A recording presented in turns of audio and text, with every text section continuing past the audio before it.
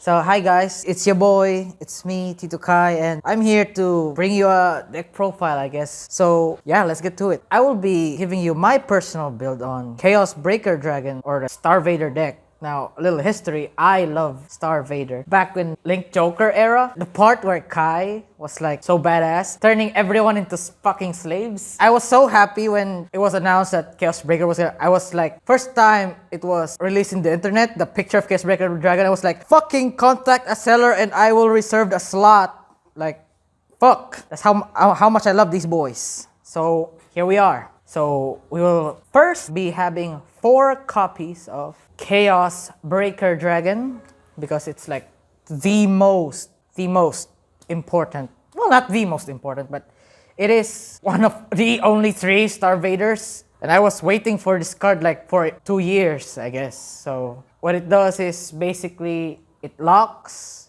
but gives your opponent a force marker. It doesn't have a force marker of its own, but then you say, isn't that a bad thing? You're giving your opponent a force marker. I was like, fuck you. There's a second part of the skill, which when you unlock a card, you get to Soul Blast, and then you get to retire that unit, draw 1 card, and get up to of the markers your opponent has for each unlocked card. So that's pretty neat, you know, like, fuck you, here's the gift, and I'm gonna take it back. I just gave you false hope, you know. It's like a bad bitch saying, oh, I just had a bad breakup, maybe we have it, but then no, we don't have a chance. So yeah, that's pretty much it. Then we have Bisection Star Vader Zirconium, which is when placed, counterblast 1, your opponent chooses a card from the top of his deck, chooses to lock it in back or front row, and if it's on back row, he gets 10,000 and draws 1 card. But if it's in front row, well, hey, they lose the front row. So, you know, it's like losing one of your legs or giving your opponent an extra arm. So, you know, potato, tomato. So it's pretty good. It's a pretty good card, but I fucking hate the design. It's like a fucking Power Ranger with his fucking grin. Not a big fan, not very Star Vader-ish. Then we come to the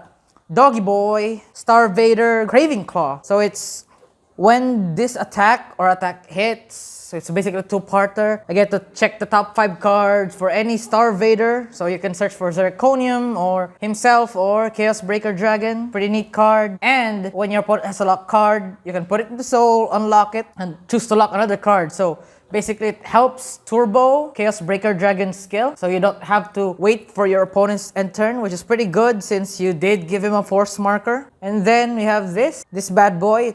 It looks Star Vader-ish with the black rings and robotic feel. So it's Burst Monk of the Thundering Foot. So it's counterblast 1, choose one of your opponent's rear guards, bind it face down. If it's grade 2, you get to Soul Charge 1. It fuels the soul and removes problem cards. Pretty good card after all, but you gotta lay off a bit on using this since you don't have many counterchargers in the deck. I hope Bushiroad gets to it. Come on, Bushiroad, Star Vader, countercharger, get your ass to it. Then I just run 2 Gravity Collapse Dragon so that it ups the consistency. Basically, you have only 4 Chaos Breaker Dragons, 4 ride targets. So that skill where when it hits, you can ride as rest.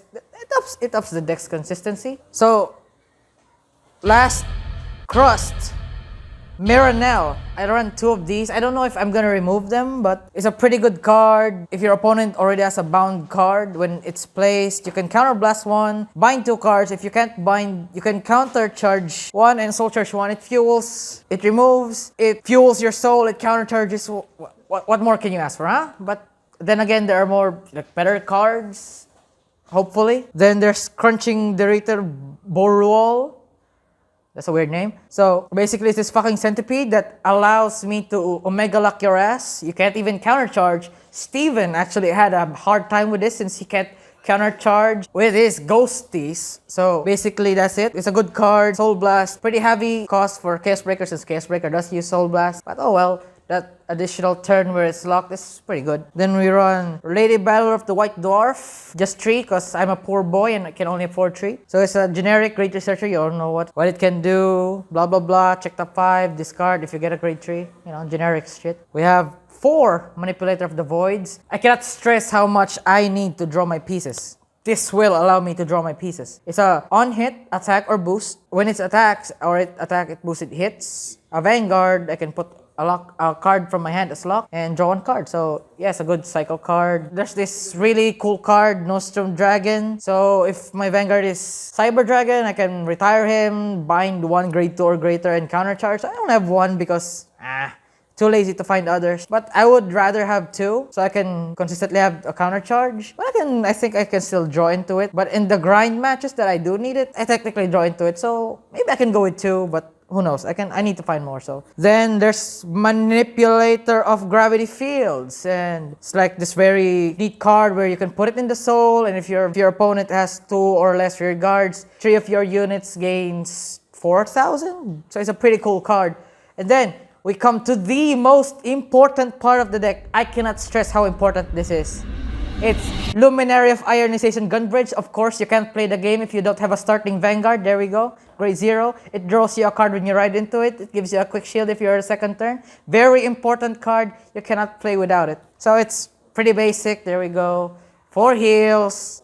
I mean, only pussies play heals, but okay. 4 heals. 4 draw Sentinels. I play 2 Asteroid Wolves, that's a crit, and 4 Asino Dragons, that's also a crit, and then 2 Fine Edge Sword Silverway Gurg. So that's basically a 6/6/4. I think you need the extra draw to draw into your pieces early on, but hey, I think I'm gonna remove it for crits. I need the power, I need the crit, and besides this deck fucking hates me, so it doesn't give me crits. It only allows me to draw into it when it's Chaos Breaker skill. Well, what do you know? The second most loved card that I love is fucking hates me, but what can you do? So that's it. That is the complete deck profile for my own build of Chaos. It's so generic. Anyone with money can buy it. Most of it is fresh from the box, and it's pretty neat. It's not that strong. I hope Bushiroad gets into that good meat and potatoes of Star Vader, where you can lock from hand and from drop and from damage. I hope Bushiroad gets into it. Come on, Bushi.